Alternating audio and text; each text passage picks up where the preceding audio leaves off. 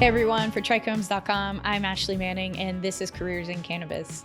On this show, we sit down with staffing agencies, cannabis companies, and other industry professionals to discuss employment opportunities in the burgeoning cannabis industry.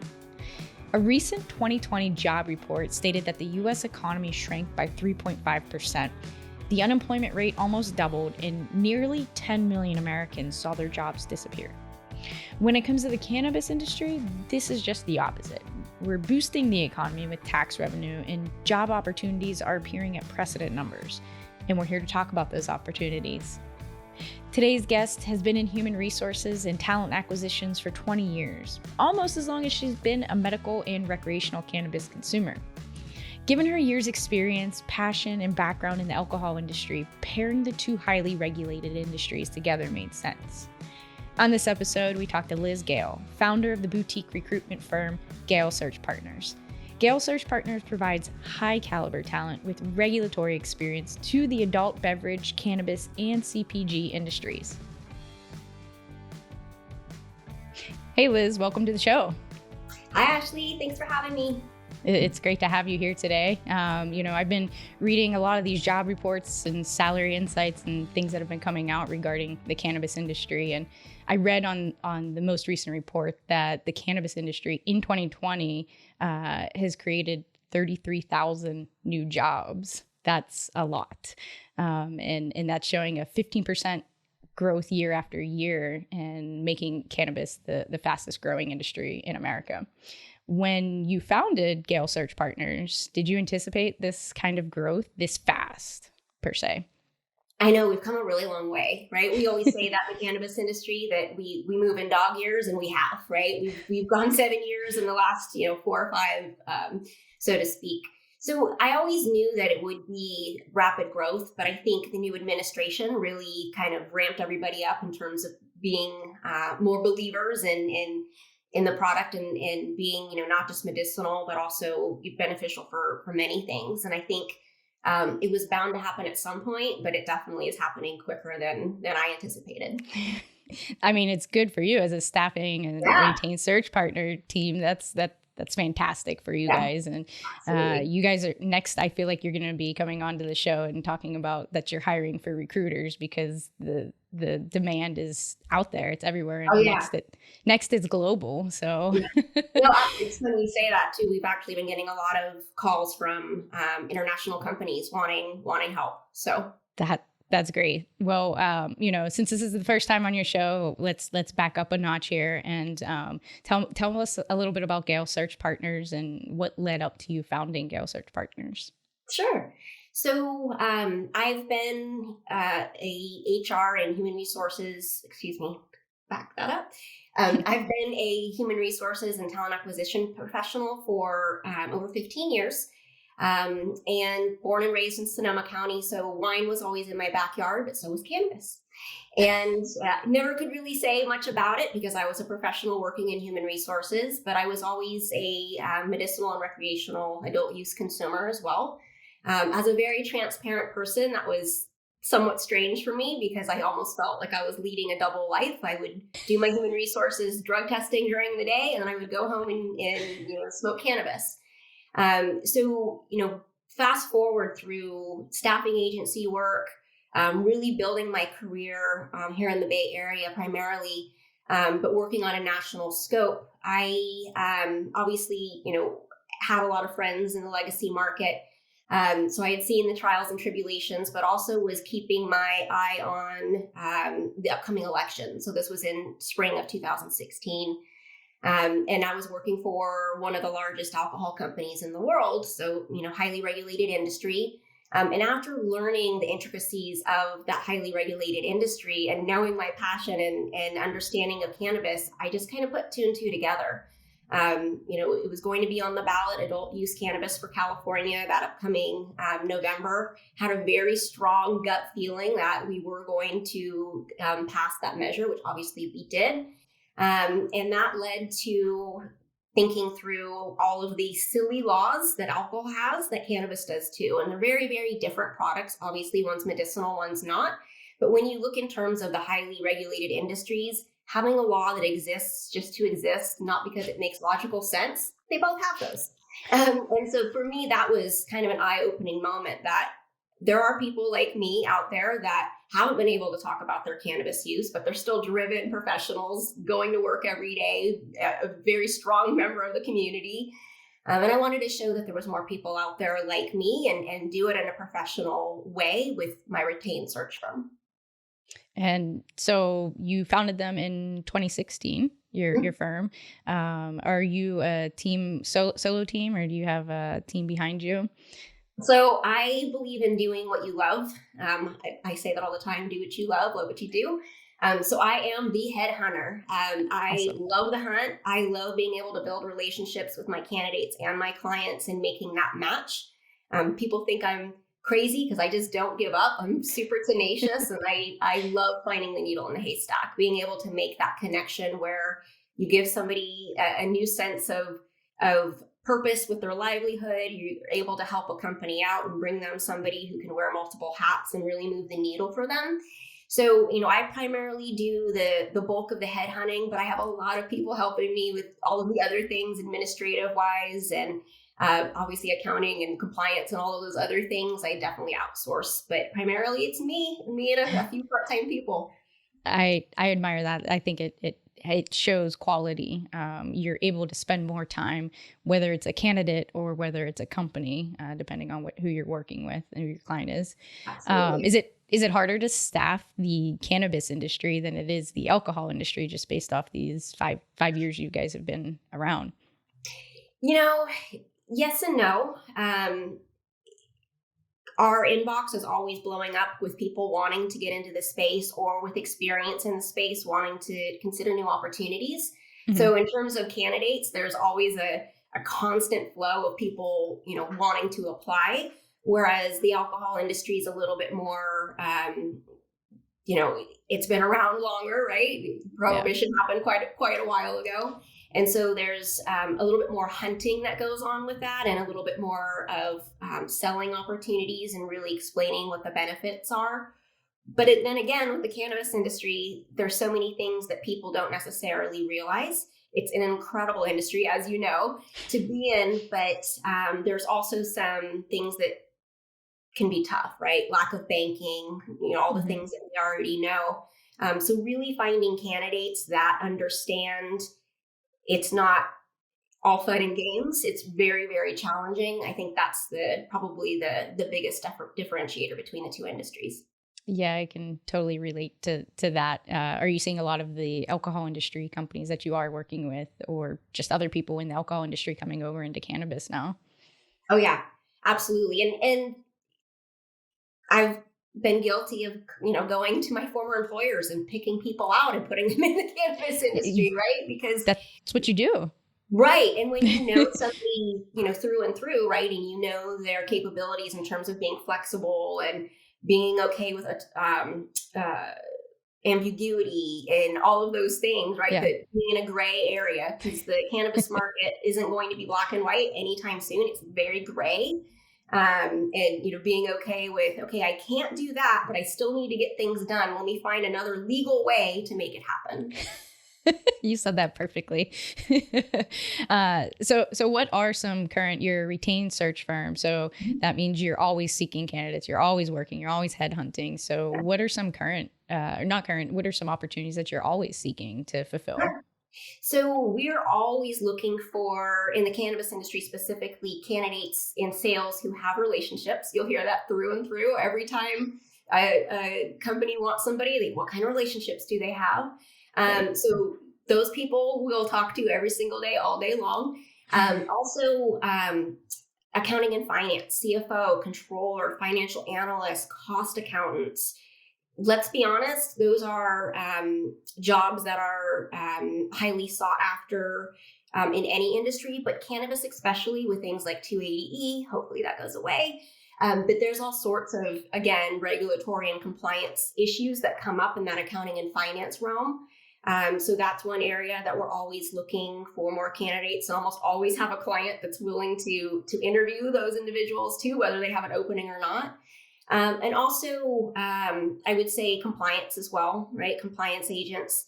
And what's getting more popular, which I'm very, very happy to see, is HR reps. And it's people that are actually truly dedicated to HR. They're not HR, office manager, marketing, social media. Oh, that's funny. It's accurate though. Are those I mean, that shows that the industry is scaling. If we're getting more corporate structure, whether we like it or not, we have to Yep. go that route. I Yep. hope no one hates me for saying that. Well, Doesn't mean that the small companies aren't going to thrive. I think the smaller exactly. companies are going to have that niche, just like craft beverages and Exactly. wines, and they're going to have their space, and it's going to be similar to the alcohol industry. Not exact, but very similar. And CFOs are definitely they don't need to have a cannabis experience in order to be a CFO of a cannabis company, or should they? It's helpful, but it's not necessary. Okay. Again, just making sure that they're fully understanding of what it entails. You might walk Okay. into a situation where um, they haven't done their taxes in the last 2 years, right? They're You walking got some into a fixing to do. scenario. Yeah, I mean, we're working in startups, right? I Yeah. mean, and that's one thing that people need to realize. Yes, it's an industry and a product that's been around for centuries, but in terms of the business aspect, not everybody's going to have experience coming in. So we do need to look at some other relatable industries to be able to come in. And I think that's why it's so important to have that kind of mix of a team too, right? Not just people from outside the industry. But for me, what I've seen as very successful are the companies that have both the legacy operators and corporate executives from other industries, and they have that respectful mix where they can learn from each other, versus nobody in the organization knows anything about the plant, or vice versa, right? Nobody really understands a corporate makeup, or how to put together a P&L. Let's work off each other's strengths and build that strong company together. Agree. Legacy market, these are the people that have paved this path. They Absolutely. deserve a spot in every single company. And to a CFO, you said it perfectly. They could come in and into a company and they haven't filed their taxes in 2 years, and they're transferring, the funds they've made in the legacy market into, the license market. And that could be very intimidating to a CFO. Like, is this even legal? They just don't understand. It's quasi-legal, I think. Some people have referred to it as. So it can be intimidating for those outside of the industry who don't really know it, but they know they have a niche for being a CFO and what they do. So that kind of transitions me into one thing that I really wanted to talk to you about, because of your expertise and experience, is the legacy market. I think that a lot of the people who are in the legacy market, this is my opinion, might be intimidated to apply for those roles with the larger MSOs when they have a great skill set that MSOs can benefit from and help them scale at a phenomenal rate because of they've proven that track record. Mhm. But they have criminal convictions. There's things that they feel are not appealing to corporate style companies. What would Mhm. be some advice you would have to those legacy market operators who want to enter the license space? And I think they should go for the larger Oh, companies yeah. because they have that skill. No, absolutely. I'm a big believer in paying homage to the people that have gotten us here through risking their own livelihood. This isn't the time for us to, take that away from them. This is when we should be elevating them even more so. For me, I think I see that quite a bit where people are intimidated or they don't have a resume, so they don't really know where to start. And my thought process on that is have a conversation with somebody that you trust, whether it's a headhunter or somebody else that's in your personal network, and tell them your story, right? Maybe it's somebody that didn't know the full extent of your story and why you did it, why you're passionate about the plant. Have them help you put those into some sort of document so you have something to start with. And there are resume writers out there, right? There's all sorts of companies and people like me that are willing and able to help. But I think the first step is being accepting that even if you are a legacy person, you absolutely have earned a space there, but you will need to put together a resume. It's a corporation. Everybody's going to have one. But also don't be so tied to what's on your resume that you become intimidated by it, right? What's most important is your experience and your story and what you can bring to the table. But you have to have that resume in order to have a seat at the table or even have an opportunity to be there. And quite honestly, that's what I see more frequently than not are legacy cultivators and operators that want the opportunity, but don't necessarily think that they should have to put a resume together or interview for the job. And I understand that. But we all do. I have to pitch to my clients, right? Right. Candidates pitch to me. We all have to do that in some degree.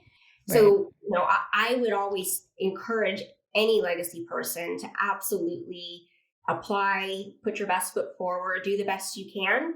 And there will be some companies that, may not be in favor of that, but those of us in the industry know that that's not a long-term view, right? And that's not the direction that we want the cannabis industry to go in. This was an industry, founded on the backs of other people that we need to do everything that we can to be giving back to those individuals. And if those companies that they're applying to don't respond, that's okay. Don't give up. Just continue to apply to more companies. It's a numbers game. Absolutely. I'm thankful I'm not in that situation. A resume is very intimidating to anybody to write. And so you gave some really good advice to those in the legacy market who want to transition. Don't be afraid of it. It's, you got to try and start somewhere. I have criminal convictions on my record as well. And, it didn't stop me. It actually stopped me from leaving the industry when I tried. I couldn't get a job anywhere. There was a reason I was supposed to be here in this industry and keep moving forward and keep trying. So it's scary. So thank you for sharing that information. What would be a question that I always like to ask is some big sister advice that you would give anyone wanting to enter the industry whether they're just fresh out of college, they just left high school, maybe even, what would be some big sister advice, some reality checks too? Yeah, absolutely. I think the reality check would be a few different things, right? People seem to want to get into the industry for various reasons. Some believe it's going to be the next .com boom. Others believe that they can consume cannabis all day and it's going to be an easy job. Neither of which are really true. It's definitely a lot of hard work, a lot of dedication, long hours, a lot of relationship building. It's still a small enough community that we all know each other or can make a few calls and find out about each other. And I think that's probably, some of the things that are most important is it's not an industry where you come in and you stay in your own lane. You need to be able to be open-minded and flexible. And I tell my C-suite candidates all the time, okay, you might have a C-suite title, but you're going to be writing a memo and taking out the trash. Because that's what the cannabis industry is right now. And it's going to be like that for a while. And there's nothing wrong with that. Again, that's what makes it so exciting. But I do think sometimes the perception is there's a ton of money in cannabis. I'm going to be on private planes. They're going to fly me across the country. And then they get in and they're like, this isn't what I expected. So I'd rather them know what to expect, that there are going to be challenges, that there are going to be banking issues. If you apply for a mortgage, your employment history could very well affect your ability to either get a house or refinance. All of those things need to be more open, I think, for people to realize so they don't get into the industry and then realize after the fact. Oh, yeah, I fully agree. But there is nothing like just jumping in and seeing if you like it. There's other industries. If you don't like it, you can head out and we'll see you when you come back around and realize the opportunity that's available to you. Mostly for the people who are currently unemployed. I know they're going to be seeking out new opportunities. Just being that cannabis has been deemed essential, it's opened people's eyes. It's taken away some of that stigma. And I think now they're listening. They're listening to interviews like Careers in Cannabis. They're listening to the job reports that are out there and the salaries. And salaries were kind of plateaued for a little while and not really the best. And it looks like this past couple of years, it's just taken off and salaries are almost double inside the cannabis industry versus outside. But you are working double. Not to be fooled with, you're getting a high salary, but you're also working double time. In this industry, and always trying to find ways to improve your company and move them forward, no matter what your role is. It's definitely a team environment, that startup experience. So speaking of experiences, what are some skill sets that you look for when you are headhunting? I think it's that flexibility, right? That understanding of the plant. I always try to ensure that I'm bringing people in that have that passion for the plant. You don't necessarily need to be a daily consumer, but I mean, gosh, there's topicals. I mean, I'm a very, very passionate person about the plant, but when people tell me they don't consume, I'm like, well, why not? Because there's so many ways that cannabis can help, right? And so even if you're not a consumer, maybe your grandma benefited from cannabis, when she had cancer or whatever it may be. I want to see that passion for the product and the plant itself. And also that understanding of the legacy market and the respect for it. That understanding that we wouldn't be where we are today. You wouldn't be able to apply for these jobs if we hadn't had those people risk their lives and livelihoods for us. And the ability to jump in wherever needed. Like I said, a C-suite person, you're the CEO, but you're going to do other things that need to be done as well. So I really look for that flexibility. If people start saying things like, I don't do this. People say that? Oh yeah. Are you serious? I'll tell you what I don't want all the time. Like, okay. Really? That's crazy to me. No matter what the industry is, I don't know. Aren't we here to work? Isn't work? I don't know. It's confusing to me. Work ethic. So essentially, that's what you're looking for. Someone who can show up on time. Yeah, work ethic, but also that flexibility, right? Not being so stringent that when these crazy things happen and you need to completely pivot and go in another direction, you don't get flustered. And again, that's why I like working with highly regulated industry candidates. They've all done it before. Whether it was alcohol, pharma, whatever it was, they know how to make things happen despite the last minute changes. Yeah. Well, I have a couple more questions for you. Next one's going to be, where do you see Gehl Search Partners in the next 3 to 5 years? So you touched on it a little bit earlier. Definitely will be growing my team. I'm not looking to be a huge staffing firm by any means. I still, like I said, really love the hunt. So we'll remain a boutique firm, but there's definitely growth plans ahead. We are looking more into doing more international business. Awesome. That's just kind of occurred naturally, but it's working and it's been successful. So we'll continue to go down that path as well.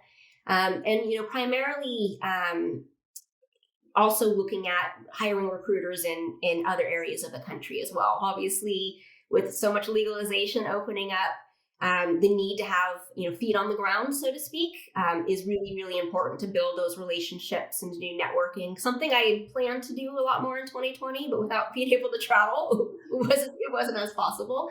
So we'll be bringing on people throughout the United States and more of those legal markets. Awesome. And my last question for you is, how can job seekers reach out to you and find Gehl Search Partners? Yeah, absolutely. So a million different ways. We're on everything but Facebook. Me too. So GehlSearchPartners.com is our website. GSP_headhunters is Twitter. 420 Recruiter at Clubhouse. LinkedIn profile is always good. Gehl Search Partners company page. And Gehl Search Partners on Instagram. And Gehl is spelled Gehl. Nothing like it sounds, but that's it. Yep. Awesome. Yeah. How do you like Clubhouse? Are you finding use in Clubhouse since it's a new topic? It's interesting to me how much the cannabis industry has really gotten on board, because obviously I work in the alcohol industry and beverage industry too, and so I'm doing both, and cannabis is all day popping up on my phone with like, now let's talk about this. Where alcohol is kind of slowly getting in there. Wow. But I'm looking forward to doing some career things, right? And being able to have some career discussions about how to get a job in cannabis. And so working with a few people on some of those groups, and it'll be interesting to see how it continues to grow. I agree. I think it's killing my phone battery because cannabis, and every 10 minutes I have an alert and a ping and a tag and a come on, join us. So if anyone is listening, Clubhouse is an invite-only app, I believe, still at this time. And we're discussing everything from career opportunities, different growing techniques, you name it. The industry is on Clubhouse, and it's going well. So I look forward to seeing you or hearing you on Clubhouse as well. So thank you so much for your time today. And I look forward to having you back on and talking about some other opportunities that you have available. Awesome. Thank you, Ashley. I appreciate it. My thanks again to Liz Gehl for being my guest on today's episode. You can follow our series, Careers in Cannabis, as well as more great shows like this one at TRICHOMES.com. If you're a member of the cannabis community and you have a story you want to share with us, please reach out. You can reach the show by emailing careersincannabis@trichomes.com. Please take a second to subscribe to the podcast and write a review. It really helps others to find the show.